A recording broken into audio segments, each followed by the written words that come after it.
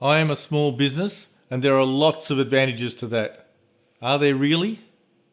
Hi, I'm Jeff Banks from MWL Financial Group and this is the Banks Report.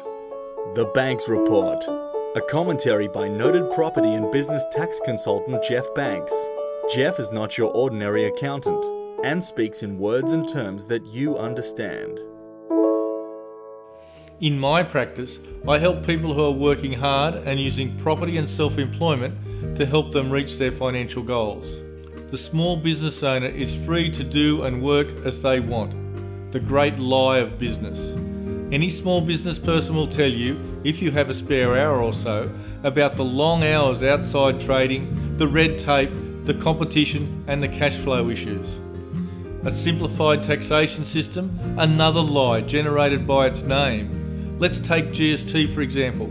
We buy stuff, we pay GST. We sell stuff, we charge GST. In a normal world, this wouldn't be an issue until you need to understand there are a myriad of exemptions and regulations in relation to GST. Remember, ignorance is no defence when it comes to taxation. You are simply expected to know that if you buy lettuce, it's a fresh food and no GST applies. If I sell it as I bought it, no GST applies. But if you take that lettuce and put it into a hamburger, the result is what is termed a taxable supply and GST is applicable. One of many examples I could give you, but that's not what I'm here to talk to you about today. We want concessions. Small business enjoys a few which make the short-term cash flow a little easier, but may cause issues down the track.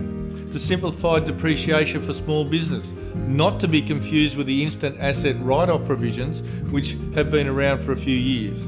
Assets can be pooled and written off in a quick and efficient manner, alleviating business from those detailed depreciation schedules with assets listed and all depreciated at different rates. As part of these rules, the government introduced the aforementioned small business instant asset write-off provisions, which allowed small business to claim a tax deduction rather than write off as a depreciation claim over its useful life in a depreciation schedule, assets which have a value of less than $20,000. As the company tax rate for small business came down, corresponding reductions in personal tax rate came down to take account of that concession. Small businesses as sole traders, partnerships and the like will see the benefit of those concessions in the form of rebates in their income tax assessments. There are capital gains tax and retirement concessions that can significantly reduce the taxation liability for the sale of small businesses.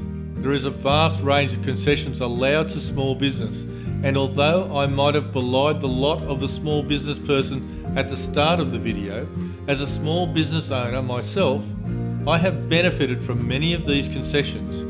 Your MWL Financial Group client account manager is well versed in these concessions and more than happy to discuss strategies for their utilisation. Not a client of MWL Financial Group?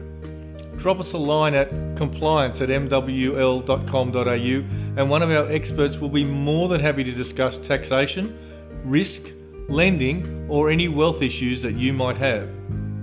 The Banks Report is created by Jeff Banks of MWL Financial Group, a specialist financial services firm offering strategic advice and services you need in property and business, including accounting, taxation, finance, financial planning, risk insurance, superannuation, and business advisory.